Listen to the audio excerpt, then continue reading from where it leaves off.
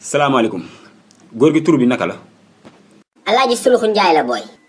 waaw papa Suluxu tey moom xam naa ni question bi benn lay doon quoi. Youssou Ndour dafa génne benn son bu bees quoi tuddee ko nay.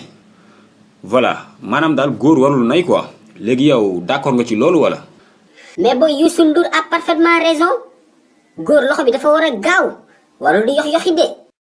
balaa ñu laa laaj joxeel te ne patt jàpp sa njàmbur waaw waaw looloy dëgg. mais père attends mais joxe dafay fekk nga am ko. gis nga booy defal attention Youssou Ndour ba muy way juddoo góo lu mu way dakaa gis wala mu teg ci bëtam. waa attends léegi kon tu es d'accord que ni góor ñi dañoo nay. mais pas tout le monde booy. Youssou Ndour ba muy way célibataire yi moo tax muy wax na leer. booy célibataire yi ñoo gën a nay ñoom duñu joxe de xamuñu maye. déedéet du ma la bàyyi nga continuer père Suluxu yaa ngi génn laaj bi lu fi indi ay célibataire yow tontul si li ma la laaj rek affaire nay la ñuy wax kay tontul rek.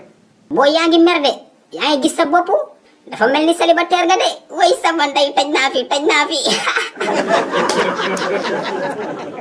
célibataire yi ñoo gën a nay bu ñu tardé añ sax duñu jënd plate ceeb bu téeméer gerte caaf la ñuy añee.